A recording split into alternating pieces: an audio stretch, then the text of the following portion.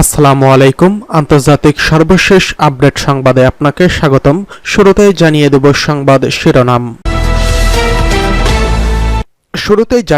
নেতানিয়াহুকে রক্ষায় আইসিসির বিরুদ্ধে নিষেধাজ্ঞা সিদ্ধান্ত নিচ্ছে যুক্তরাষ্ট্র।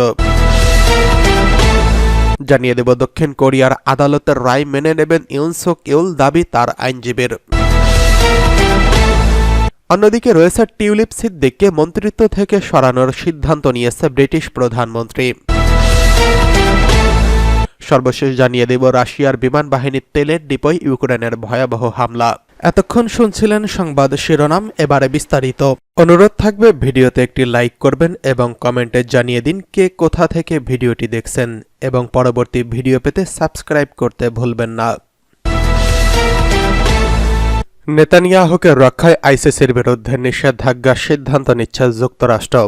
যুক্তরাষ্ট্রের প্রতিনিধি পরিষদ হাউস অব রিপ্রেজেন্টেটিভস বৃহস্পতিবার ভোট দিয়ে আন্তর্জাতিক অপরাধ আদালত আইসিসির উপর নিষেধাজ্ঞা আরোপের সিদ্ধান্ত নিয়েছেন। এতে ইসরায়েলের প্রধানমন্ত্রী বেঞ্জামিন নেতানিয়াহু এবং সাবেক প্রতিরক্ষা মন্ত্রী ইয়েভ গ্যালান্টের বিরুদ্ধে গাজায় অভিযানের জন্য গ্রেফতারি পরোয়ানা জারির প্রতিবাদ জানানো হয়। শুক্রবার এক প্রতিবেদনে এই খবর জানিয়েছে টাইমস অফ ইসরায়েল। মার্কিন আইন প্রণেতারা 243 থেকে 140 ভোটে অবৈধ আদালত প্রতিক্রিয়ায় আইন পাশ করেন, যা আইসিসির কোনো কর্মকর্তা বা হেগকে সমর্থনকারী কোনো সংস্থার বিরুদ্ধে নিষেধাজ্ঞার আহ্বান জানাবে, যারা যুক্তরাষ্ট্র ও তার মিত্রদের সুরক্ষার ব্যক্তির বিরুদ্ধে তদন্ত, গ্রেফতার, আটক বা বিচারিক কার্যক্রমে অগ্রসর হওয়ার চেষ্টা করবে তাদের বিরুদ্ধে এই আইন কাজ করবে। নিষেধাজ্ঞার মধ্যে ভিসা বাতিল বা প্রত্যাহার এবং মার্কিন সম্পত্তি লেনদেনের নিষিদ্ধ করাও অন্তর্ভুক্ত হয়েছে। আইনটিতে বলা হয়েছে যুক্তরাষ্ট্র ও ইসরায়েল রোম চুক্তি স্বাক্ষরকারী নয়, যা আইসিসির প্রতিষ্ঠা করছে, এবং সেই অনুযায়ী তাদের কার্যক্রমের উপর আইসিসির কোনো অধিকার নেই। 45 জন ডেমোক্র্যাট 198 জন রিপাবলিকানের সঙ্গে বিলটিকে সমর্থন করেন। কয়েকজন রিপাবলিকান এই পদক্ষেপের বিরুদ্ধে ভোট দেননি, তবে কেন্টাকির প্রতিনিধি থমাস ম্যাসি ভোটদানে বিরত ছিলেন। প্রতিনিধি পরিষদে তিনি বলেছেন, অন্য দেশগুলোর মধ্যে যুক্তরাষ্ট্রের বিরোধে জড়ানো উচিত নয়। প্রতিনিধি পরিষদ এই ভোট ইসরায়েল সরকারের প্রতি ডোনাল্ড ট্রাম্পের রিপাবলিকান সমর্থকদের দৃঢ় সমর্থনকে প্রকাশ করেছেন। রিপাবলিকানরা এখন কংগ্রেসের উভয় পরিষদে নিয়ন্ত্রণ করছেন। ট্রাম্প আগামী 20 জানুয়ারি দ্বিতীয় মেয়াদে প্রেসিডেন্ট হিসেবে শপথ গ্রহণ করবেন। ফ্লোরিডার রিপাবলিকান এবং হাউস ফরেন অ্যাফেয়ার্স কমিটির চেয়ারম্যান ব্রায়ান মাস্ট ভোটের আগে হাউসের ভাষণ দেন এবং বলেন, যুক্তরাষ্ট্রের এই আইন পাশ করছে কারণ একটি কথিত আদালত আমাদের মহান মিত্র ইসরায়েলের প্রধানমন্ত্রীর গ্রেফতার দেখতে চায়। গত বছরের নভেম্বরে নেতানিয়াহু গ্যালান্টের বিরুদ্ধে গ্রেফতারি পরোয়ানা জারি করা আন্তর্জাতিক অপরাধ আদালত প্রতিষ্ঠিত হয় 2002 সালে। নেদারল্যান্ডের হেগে অবস্থিত এই আন্তর্জাতিক আদালতের উদ্দেশ্য ছিল গণহত্যার, মানবতা বিরোধী অপরাধ এবং যুদ্ধ অপরাধের মতো নৃশংসতার জন্য দায়ী ব্যক্তিদের জবাবদিহিতার আওতায় আনা। তবে এটি জাতিসংঘের আন্তর্জাতিক বিচারিক আদালত আইসিজে থেকে আলাদা। আইসিজের নিজস্ব কোনো পুলিশ বাহিনী নেই, ফলে জারি করা গ্রেফতারি পরোয়ানা কার্যকর হওয়ার জন্য তারা তাদের সদস্যভুক্ত দেশগুলোর উপর নির্ভর করে। দক্ষিণ কোরিয়ার আদালতের রায় মেনে নেবে ইউন সুক ইউল, দাবি আইনজীবীদের।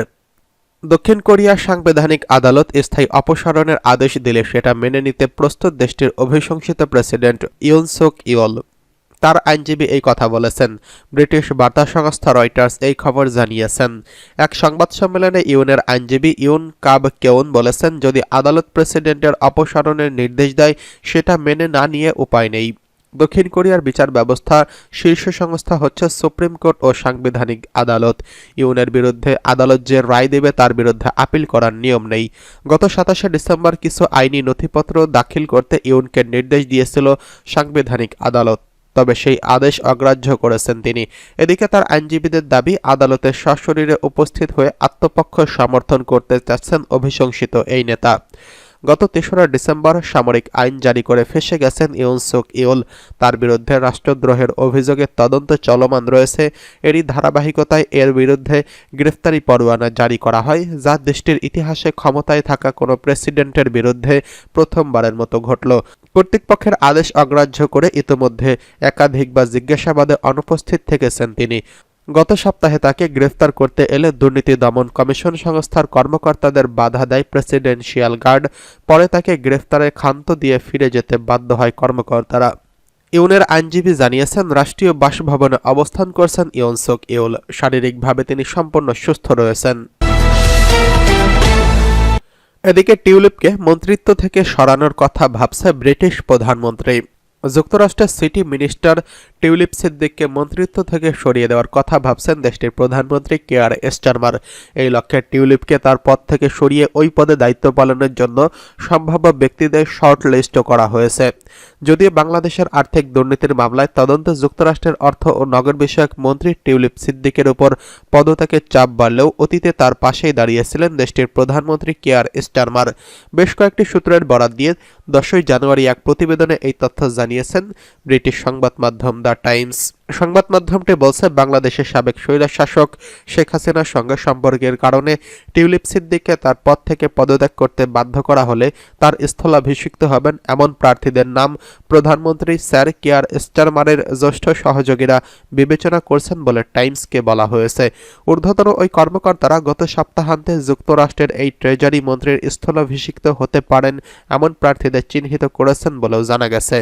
গত সোমবার টিউলিপ সিদ্দিক যুক্তরাজ্যের প্রধানমন্ত্রী মিনিস্ট্রিয়াল স্ট্যান্ডার্ডসের ইন্ডিপেন্ডেন্ট অ্যাডভাইজার লাউরি ম্যাগনাসের কাছে থেকে নিজের বিরুদ্ধে তদন্তের আহ্বান জানানোর প্রকাশ্য ঘোষণা দেওয়ার আগেই কর্মকর্তারা সম্ভাব্য প্রার্থীদের চিহ্নিত করেন। সংবাদ মাধ্যম দ্য টাইমস বলছে, যদিও প্রধানমন্ত্রী স্টারমার বলেছেন তিনি টিউলিপ সিদ্দিকের উপর পূর্ণ আস্থা রেখেছেন এবং 10 নং ডাউনিং স্ট্রিটের একজন মুখপাত্র টিউলিপকে তার পদ থেকে সরিয়ে ওই পদে দায়িত্ব পালনের জন্য সম্ভাব্য ব্যক্তিদের সংক্ষিপ্ত তালিকা তৈরির বিষয়টি সম্পূর্ণ অসত্য বলে দাবি করেছেন। কিন্তু তারপর টাইমসকে বলা হয়েছে, টিউলিপকে তার পদ থেকে সরিয়ে দেওয়া হলে কে তার উত্তরসূরি হতে পারেন তা প্রধানমন্ত্রী স্টারমারের ঘনিষ্ঠদের মধ্যে কেউ কেউ অন্তত অনানুষ্ঠানিকভাবেই বিবেচনা করছেন। মূলত টিউলিপ সিদ্দিক ব্রিটেনের ক্ষমতাসীন লেবার মন্ত্রিসভার সদস্য। তিনি economic secretary to the treasury and city minister হিসেবে দায়িত্ব পালন করছেন। তার কাজ যুক্তরাজ্যের অর্থবাজারের ভেতরের দুর্নীতি সামাল দেওয়া। কিন্তু তার জন্মভূমি বাংলাদেশেই এখন তার বিরুদ্ধে তদন্ত চলছে, যেখানে তিনি পরিবার ও 4 সদস্যদের বিরুদ্ধে একটি পারমাণবিক বিদ্যুৎ কেন্দ্র থেকে 400 কোটি মার্কিন ডলার আত্মসাতের অভিযোগে রয়েছে। এদিকে রাশিয়ার বিমান বাহিনীর তেলের ডিপোয় ইউক্রেনের ভয়াবহ হামলা। রাশিয়ার অ্যাঙ্গেলস শহরের সামরিক বিমান ঘাঁটির তেলের ডিপোয় হামলা চালিয়েছে ইউক্রেন। এ সময় আগুন নেভাতে গিয়ে 2 দমকল কর্মীর মৃত্যু হয়েছে। উভয় পক্ষ একে অপরের বিদ্যুৎ ও সামরিক ব্যবস্থাপনার উপর হামলার দাবি করছে। রুশ ক্ষেপণাস্ত্রের আঘাতে ইউক্রেনের জাপোরিঝিয়াতে 13 জন নিহত হয়েছেন। রাশিয়ার তেলের ডিপোর হামলা প্রসঙ্গে ইউক্রেনীয় সেনাবাহিনীর পক্ষ থেকে জানানো হয়েছে, তারা অ্যাঙ্গেলসের রাশিয়ার তেলের ডিপোয় আঘাত হানতে সক্ষম হয়েছেন। হামলার ফলে তেলের ডিপোটি ধ্বংস হয়ে গেছে, যা রুশ বিমান বাহিনীর জন্য বিপজ্জনক। তারা ওই জায়গা থেকে আর আগের মতো ইউক্রেনের শহর ও আবাসিক এলাকাগুলোতে হামলা চালাতে পারবে না। ইউক্রেনীয় প্রেসিডেন্টের পরামর্শদাতা ওলেকজান্ডার কমিশিন জানিয়েছেন, হামলা করা হয়েছে ইউক্রেনের তৈরি দূরপাল্লার অস্ত্র দিয়ে। মস্কো এই আক্রমণের কথা অস্বীকার করেছেন। তারা দাবি করেছে সারা রাত ধরে তারা ইউক্রেনের 32টি ড্রোন ধ্বংস করেছে। রুশ কর্তৃপক্ষ জানায়, অ্যাঙ্গেলসে হামলা হওয়ার পর বড় ধরনের আগুন লাগে। শহরের বাসিন্দারা সামাজিক যোগাযোগ মাধ্যমে প্রচুর বিস্ফোরণের শব্দ শোনার কথা জানিয়েছিলেন। আঞ্চলিক গভর্নর রোমান বুশার্গিন জানিয়েছেন, আগুন নেভানোর জন্য যথেষ্ট কর্মীর ও সরঞ্জাম রয়েছে। এজন্য তিনি জানিয়েছেন, আগুন নেভাতে গিয়ে 2 দমকল কর্মী মারা গেছেন এবং শহরে জরুরি অবস্থা জারি করা হয়েছে। ইউক্রেন দাবি করেছে তারা রাশিয়ার 63টি ড্রোন ধ্বংস করেছে। খেরসনের হামলায় 2 জন নিহত এবং 5 জন আহত হয়েছেন। কিয়েভ আরও জানিয়েছে, বুধবার দক্ষিণ জাপোরিঝিয়াতে রাশিয়ার ক্ষেপণাস্ত্র হামলায় 13 জন বেসামরিক মানুষ নিহত হয়েছেন। ইউক্রেনীয় প্রেসিডেন্ট ভলোদিমির জেলেনস্কি সামাজিক যোগাযোগ মাধ্যমে ভিডিও শেয়ার করছেন, যেখানে দেখা যাচ্ছে বেসামরিক মানুষ রাস্তায় পড়ে আছেন এবং তাদের চারপাশে ধ্বংসস্তূপ। এর কয়েক মিনিট আগে রুশ ক্ষেপণাস্ত্র হামলার বিষয়ে জনসাধারণকে সতর্ক করেছিল আঞ্চলিক গভর্নর ইভান ফেদরভ।